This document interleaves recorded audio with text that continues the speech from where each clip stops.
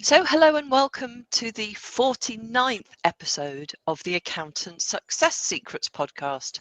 I'm Philippa Haynes of Insight 101. And I'm Mark Lee of BookMarkLee.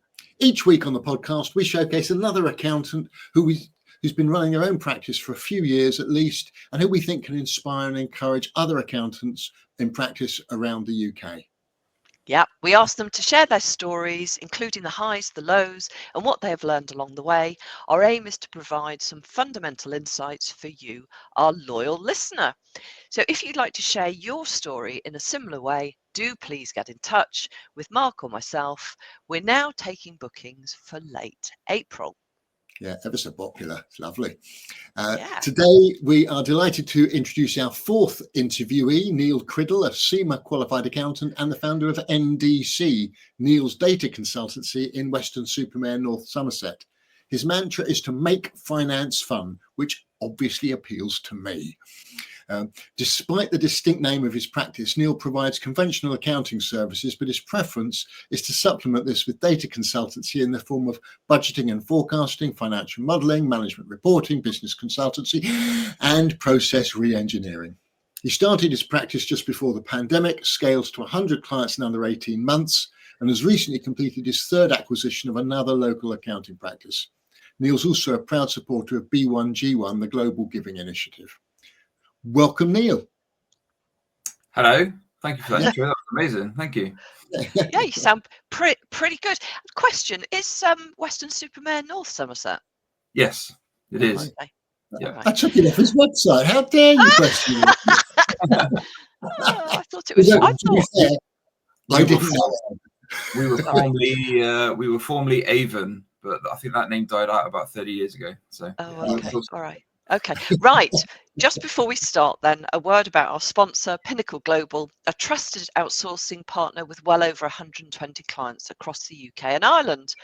Pinnacle CEO Mayank Pandya is a chartered accountant based in London, and he has a passion to encourage innovation and excellence in the accounting profession. Oh, I can't speak today. Pinnacle has offices in the UK and offshore delivery centres across India, employing over 250 high-quality staff.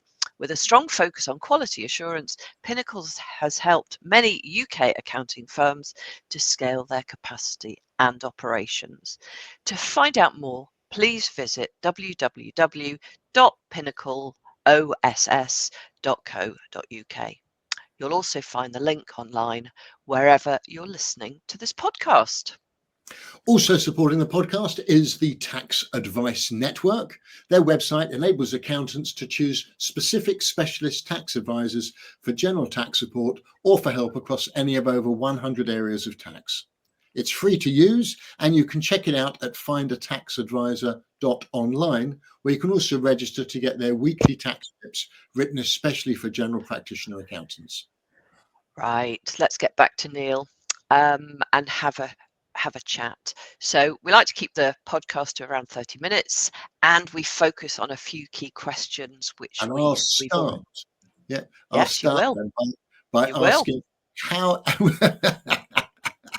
how and why did you come to set up your own practice, Neil?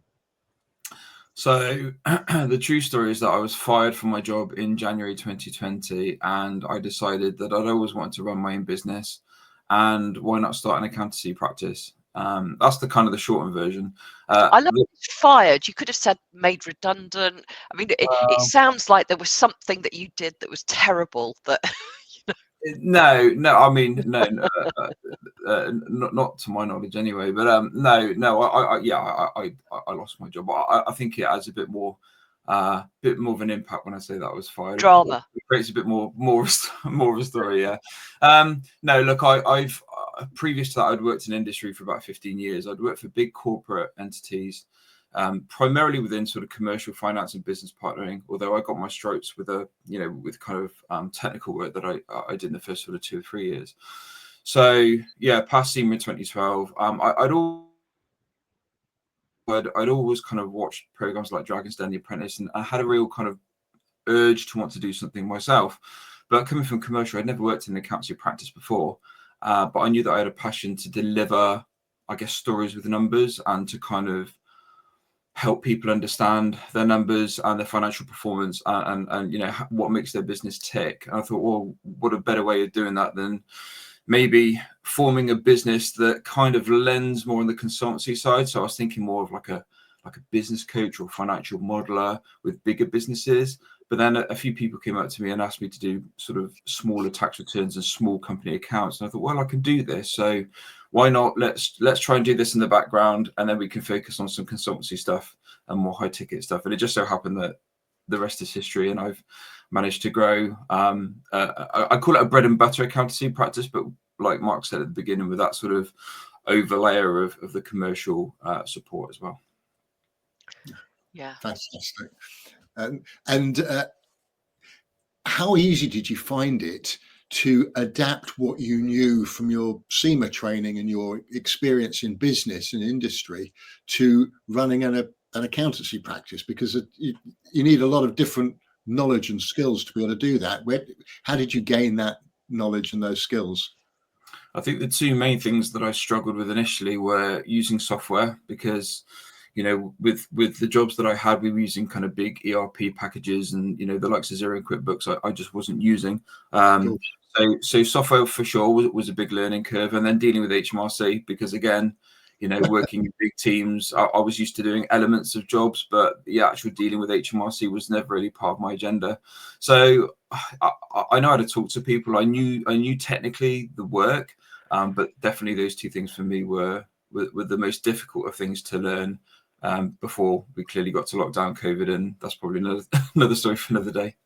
Yeah. But how did you learn those things and sort of close that gap between the theoretical knowledge and the practical knowledge and the ability to advise clients and to know how long things are going to take in order to determine what you're going to build?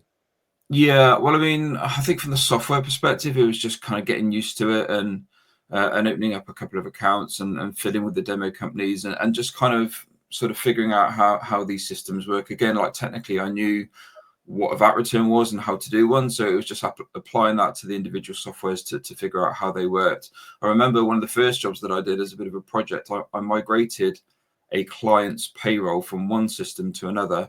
And I told them, yeah, that's fine, I can do that. But I never used either of those softwares. So it was more of a case, and it feels like a bit dangerous now doing that, but like I knew the process for payroll. I knew what needed to happen from one side to the other. So it was a case of knowing what system they were coming from and what system they were going to, and to make sure where the numbers fitted in, what box needed ticking, and what my checks were to enable the work to be done. So I think it was just getting in the trenches and getting dirty was how I learned the software initially. And then with HMRC, again, it was kind of just I just got to know them as I did tasks. So whether it was a VAT application or processing a set of accounts or doing a VAT return, and kind of slowly but surely, every time I did a certain task, my knowledge base was increasing, and I was still learning kind of, I guess, month by month, quarter by quarter with other new tasks that were coming onto my doorstep to then figure out. But I think quite quickly, within like a few months, I'd probably seen 70 or 80% of what I was going to see going forwards. Yeah, awesome. I mean, one of the things we do talk about what you've learned along the way, and obviously this is something already that you're sort of picking up on.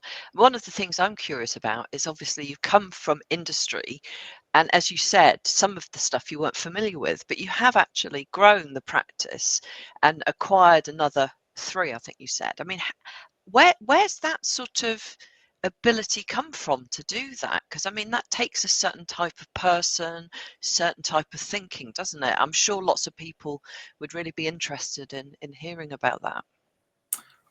I don't know.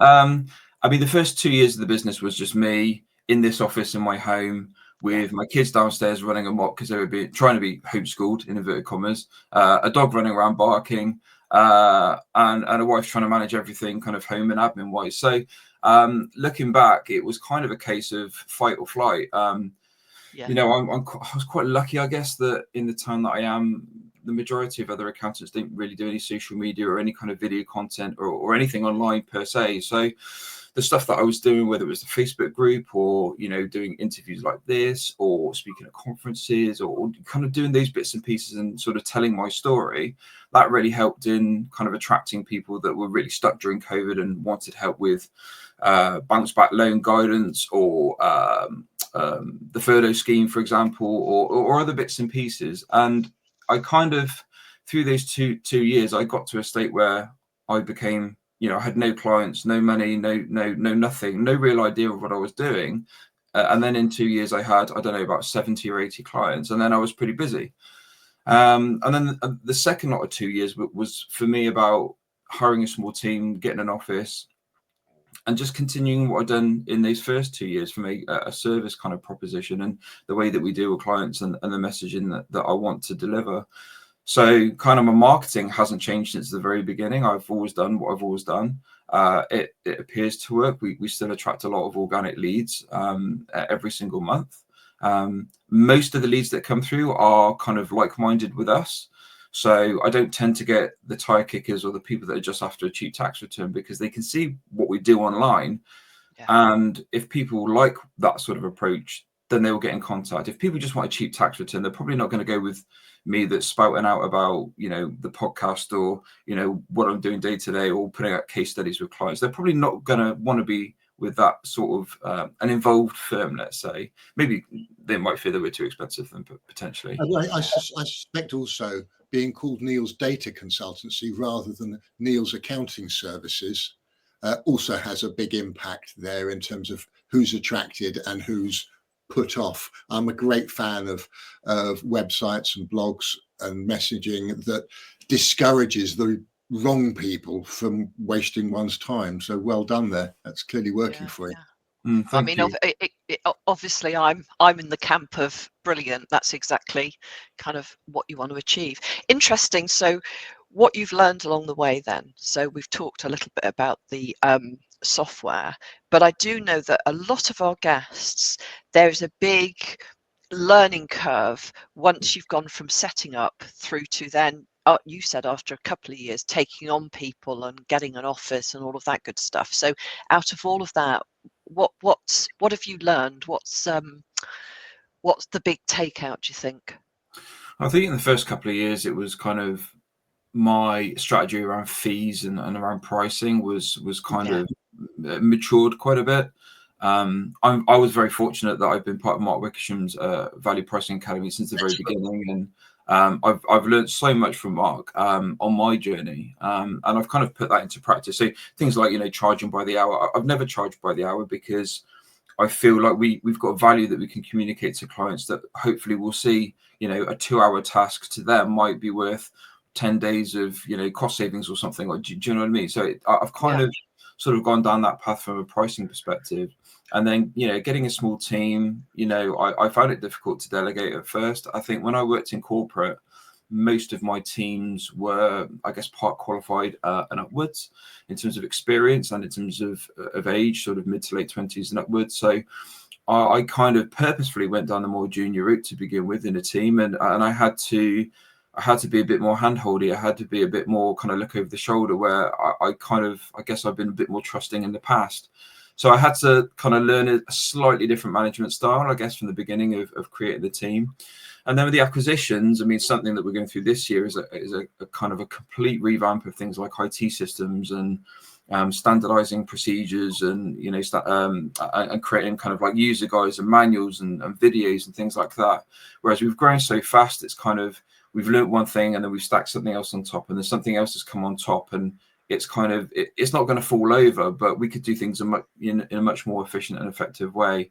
So I'm kind of working on the business more from a kind of a systems compliance perspective to go, well, that's great. We've done really well up till now, but actually there's so much untapped potential if we just organize ourselves in a slightly smarter way. So that's kind of the last sort of year or two, or the last year and this year, that's going to be my main focus. That's all awesome, Neil. And in terms of the acquisitions, how big is the team now? And did you bring on staff as well as clients, or did you buy fees and not have to take on staff? How's that worked? Yeah, so acquisition number one was October, November 22, and that was probably around 30 clients, no team. We had some capacity in the team already to absorb that work. Yeah. And then 2 acquisitions last year. So July, we acquired a firm with about 100 clients, and that was with 2 members of the team, and they've slotted in really, really well. That's And great. then and they were based 10 miles south of us as well. So I guess strategically, like I'm very pro local community. If people have seen my socials, that they would have seen that and the content that I put out. So kind of tested the water just slightly outside my normal catchment area, 10 miles south of us. And then the recent acquisition that was done at the end of November, much bigger firm. So that was probably in the region of about 350, 400 clients maybe, and a team of 4. And again, we took on all the clients, and we've taken on all the team, but they're based in my town in Weston. And the owner of that firm, the firm had been around for about 25 years. The guy was kind of chairman of the local FSB, so he was very, very well known in the town. And I guess kind of like tactically, that the client base probably wasn't what we would ordinarily go for, but there was so much kind of PR connotations and the legacy of what he's produced.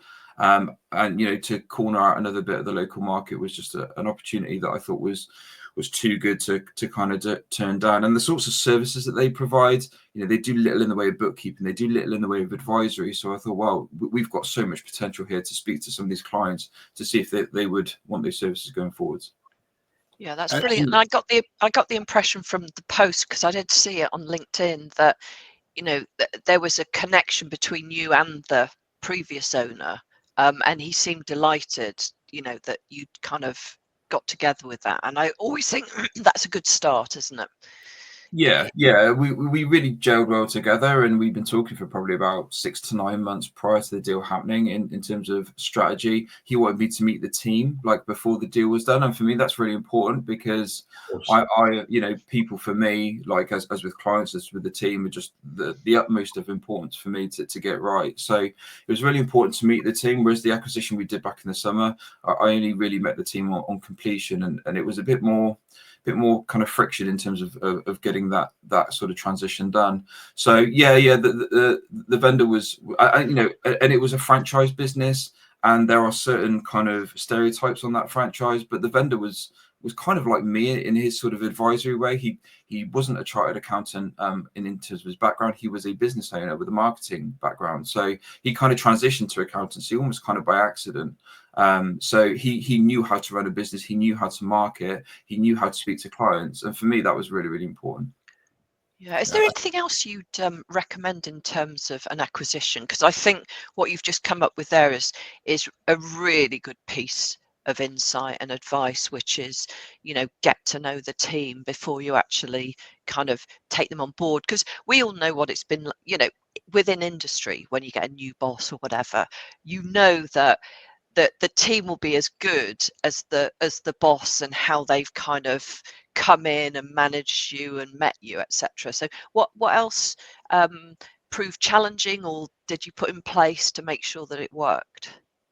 I guess client buy-in. Whilst I like to think we've got a good name in the town, I'm not naive enough to know that everyone knows us, or everyone is on social media, or everyone is plugged into the accountancy industry. So kind of that whole piece around client buy-in, and the important things to get done first typically are changing direct debits, and some compliance things in terms of updating CRM systems. And it's the stuff that's probably the most awkward, because I'd want to create a relationship first before talking about money. But the reality is we need to do these things. We need to sign letter of engagements, we need to set up direct debit mandates, because transparently we need the money in order to operate. So whilst I would have to have seen all the 350, 400 clients from the last acquisition within a space of a week or two, practically that's just not going to happen. So for me, kind of client buy-in is important. Like I said, with the team, using different systems, different processes. I am different to the people that they've worked for before. There's no doubt about it. I'm from a different generation with a different mindset, but I like to think that that's a positive thing, because we can do things potentially in a more modern way, using technology and leveraging that to make our lives easier. So that's kind of, that's sort of my mantra for that. I mean, you'll always get some slippage, won't you? But I guess at the end of the day, that will end up meaning that the people that stay with you will be those who really value you. Not that you want to lose loads, but there will always be that little bit, won't there? But yeah. I mean, the inevitability is that we will lose clients, and touch wood, we've not lost too many, but the ones that we have lost are the right ones to lose, if that makes sense.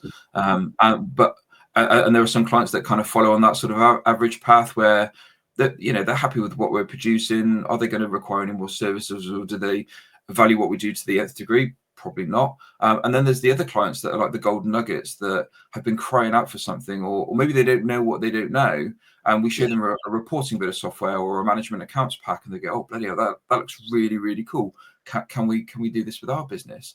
And those are the ones that really keep us ticking and make me really excited. I can, and that's where the data consultancy comes in, rather than, if I could say, just the accounting and bookkeeping. And I think it's a great differentiator, having that clarity of focus. So we've heard some of your learnings along the way.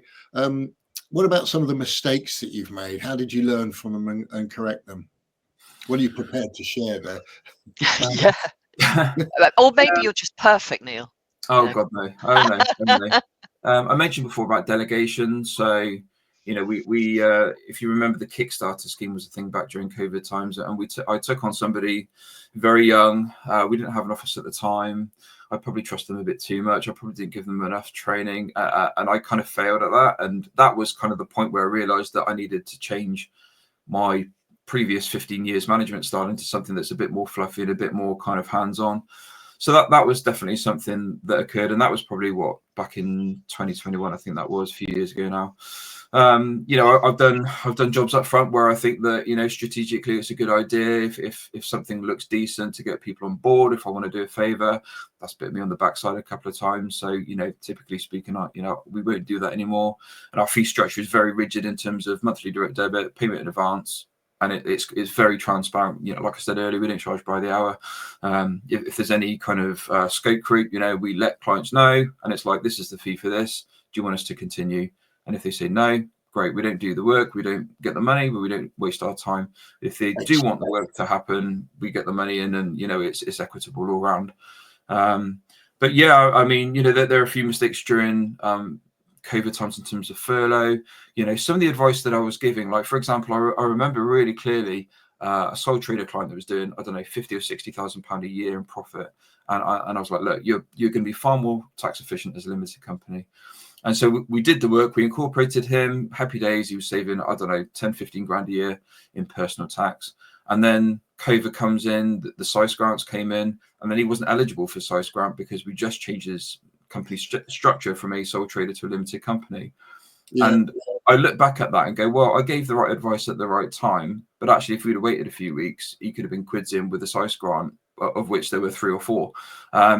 So I guess technically not a mistake, but I'm quite hard on myself as a person, and things like that trigger me quite a lot. And if somebody's rude to me, that triggers me. If I feel like I could have done something more, that triggers me. The reality is I probably do quite a lot, and I probably do as much as I can do, but I'm kind of quite self-deprecating when it comes to I think it's one of those where you try and see round corners, as they say, and sometimes certainly with COVID and the pandemic, it was kind of very difficult to predict, wasn't it? But just going back to one of the things you did say, it's almost like there are you have to kind of execute 2 different parts of yourself in many ways. So you were talking about when you were looking after staff, and I think you used the word fluffy, just more hands-on, softer, it's not industry anymore, but then actually being quite tough and quite hard when it comes to clients, and you're taking payment and you're saying no a lot. So actually it takes quite a lot, doesn't it, to be an owner? You've got to do that soft bit, but you've also got to do the tough bit, and it's kind of finding that balance, isn't it, that must be quite difficult. Yeah, I think, look, for me, there's no kind of right or wrong way. I mean, as a manager, I've always thought that I've been firm but fair. Like, we've got, I've got quality to hit. I've predicated myself on having a super high advisory style quality. So we need to develop that within the team. I can't claim myself, but what I can do is to give guidance to the team to say, look, this is what we need to do from a time perspective. Don't leave things to the last minute. Do things to sufficient quality in terms of what I consider to be decent. And this is the way that we speak to clients. So that's kind of like the firm stuff. But then, like, on the fair side, like, the guys, they've all got laptops, they have hybrid working, we have unlimited holiday, they've got good perks for our town. So we've got like private healthcare, we've got a decent pension. So things that we've tried to do on that kind of side of things, they don't have to do an hour round trip to Bristol to get a Bristol salary. They can stay here and, they can benefit from the success that we're having as a business. But the offset of that is, we've got to work super hard, and there's certain things that we need to do in order to keep these fees high, because the clients, that's just their expectations. That's a fabulous approach, Neil. It's very inspiring, I think, and I'm sure our listeners will feel the same way.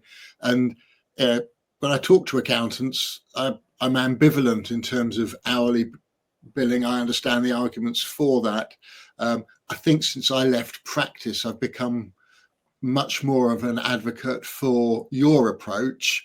And one of the strongest arguments for it is it encourages efficiency. When you're on hourly billing, there's no incentive to do things better and faster, because if you do that, your fees reduce, unless you also put up your hourly rate at the same time. So I'm with you 100% on that. And equally, the firm but fair bit. I remember when I was first in management, and I was told, staff respect you. They don't like you, but they respect you. And that always hurt, because I've always wanted to be liked, but I always felt from a management perspective, it was important to be respected and to be able to encourage and support everyone. What any other mistakes you'd be prepared to share? That's probably kind of sort of the main ones, I guess. I mean, I've taken on the wrong client, several times. I said before, we've got quite a good filter when it comes to dealing with leads, but you always get that one client that interviews well, and then within a couple of months you go, oh crikey, like what have we done here? But thankfully, we're talking about staff there as well. Well, no, I mean, touch wood, apart from that very first experience with the team, everybody that's joined us is still here. And from what they tell me, they're enthused and they're challenged and they're motivated to want to stay, for the long term. But with clients, there is that kind of certain aspect that, you chase the money a bit, or you chase their industry, you think, oh, that's a really interesting business, but the business owner themselves are just not really what we would like as an ideal client. Gotcha. You talked about, I think you did anyway, you mentioned unlimited holiday. Was that right? In terms of, so you're talking firm but fair and working hard. So how's that worked out? Because I know that benefits are always a big discussion that we have. And certainly we see it on LinkedIn and stuff, but also this idea of unlimited holiday. Some people agree with it. Others find that they tried it, but it didn't work out. How does it work with you? And so I guess, internally we've got a few metrics and a few KPIs that, we kind of sort of define what good looks like. So, I know how much each of the team are costing me from a salary perspective. We work vertically, so each person has their own client portfolio. So we know roughly what fees people are bringing in per person. We just do a ratio one against the other, and depending on skill set, qualifications, age, whatever that looks like, we have different benchmarks for different roles. So whether it's they've got to generate 1 times the salary, or 2 times, 3 times, 4 times, etc. And we sort of devise a way, we have monthly one-to-ones with the team, and we figure out whether they've got capacity, whether that overworked, and we sort of structure their portfolios to align with that. And then it's a case of, well, we know what the deliverables are, we know what the quality needs to be. That's your client portfolio. Kind of leave you to get on with anything in terms of the day-to-day kind of more compliance side of things. I get involved with anything, I guess, more technical advisory that they might need support with. And if they want to take holiday, they can take holiday. And if we find that actually they're missing deadlines, or they're leaving things at the last minute, then clearly, and they're not overworked because we know what their ratios are, then there's a case of maybe you're taking too much holiday. But it also works the other way, because I was very much in corporate life one of those people that sort of worked my butt off during the year, and then within month 12 I'd have like 2 or 3 weeks of holiday to take. And I don't want people to be like that, because I want people to have that balance in terms of the, like I said, with the hybrid approach. Most half the team have got kids, etc. So as a young father myself and husband, like, I know what it's like to work in the city and not have that flexibility. So to have unlimited holiday for me, like, everyone raises their eyes. I think it's getting more common. I hear it more in the industry specifically. It works well for us as the team's got bigger. Is it a bit more difficult to maintain? Well, yeah, a little bit, because at half term, all the parents want time off. And up to now, all the parents have been able to have time off because all their deliverables that they're on top of. So touch wood, up to now, it's not been an issue. But I guess going forwards, it might be a bit more difficult to kind of maintain. But the way that we're going to structure ourselves in the future, we're looking to align it, a bit of a flat structure at the moment, but we're looking to go to more of a pod structure, and kind of I guess encourage progression or demonstrate progression, and have a bit more. Hierarchy is the wrong word, and I hate that word, but you know what I mean in terms of a structure. Just because we're at the size of, I can't do 12 one-to-ones every single month and do everything that I need to do. We need to sort of share that load a bit now. Yeah. I think that's a good plan and a good move to the future. And I suspect much of what you've said there it contributes to your success. The secrets of your success of the practice. It comes from having that clarity of focus, from looking after your team and having them committed to working and wanting to continue working for you and wanting to retain their jobs because of the flexibility, the benefits, the opportunities, and the enjoyment that they get. Your strapline of making finance fun, I'm sure that is felt by the rest of the team as well. It's not just a phrase. Mm-hmm. Yeah, I mean, it kind of feels from my side, it feels like it's controlled dynamism, really. So it's a dynamic business, but I think even down to this unlimited holiday, but you've got KPIs behind that. You've done a lot of thinking there, which I think obviously gives structure to something which is in fact very free. So I love that, which is why I think controlled dynamism is really good way of looking at you and the practice. I guess we've done our 30 minutes, haven't we? We've kind of we could learn a lot more. Actually, it's amazing how much you've done, Neil, over the 4 or 5 years. 5 Actually, years. yeah, you've set up a practice. You've gone from 0 to now, gosh, about 500-600 clients, haven't you? 3 acquisitions. You're now thinking about different structures within the business. So it's all happened really quickly, and I'm sure there's a lot more insight and understanding. But for now, I guess we need to kind of move on. But it's been fantastic to talk to you. Yeah. Thank you for inviting me. Very, very enjoyable. Thank you. Yeah. Would you like to just let people know how best to get in touch with you if they like what they hear? And I'm sure there's no reason they wouldn't. Who wouldn't? Certainly in the Western area, how can they find you? Yeah, sure. So I post almost daily on Facebook, Instagram, LinkedIn. I do dabble a little bit with TikTok, although that's not really my kind of playground. So you can find me, Neil's Data Consultancy, if you search, or the handle ND Consultancy. Website is www.ndconsultancy.net. And love to get in touch and love to talk. Thanks again. That's brilliant. Thank you ever so much, Neil. And Philippa, how can listeners find out more about you and your Business Insight 101? So on LinkedIn is my primary home. So you can find me there, or go onto my website, insight101.co.uk, and you can see what I'm up to there, but also book in a discovery call if you want to. And what I do is probably best described by Neil, who talks about having a lot of prospects who come through the virtual door who are really spot on. And that's because he knows what he is as a business, what he's looking for, the ideal client, and communicates that really effectively. So I support accountants and bookkeepers if they are less structured and less controlled and dynamic. Then I help them to pull all of that together so that they have their ideal and that they enjoy what they do, and they have valuable clients who are willing to pay the right fee for the right type of support. Okay, so Mark, how can listeners find out more about you and your work with accountants? Online everywhere, thank you. I'm BookMarkLee. My business card is a bookmark. Most of the accountants I support have been running a practice for a while without co-directors or partners, reached a stage where they want a decent sounding board to help them feel more confident as regards plans, challenges and key decisions. And I love hearing my clients tell me how much better motivated and excited they feel after our one-to-one conversations.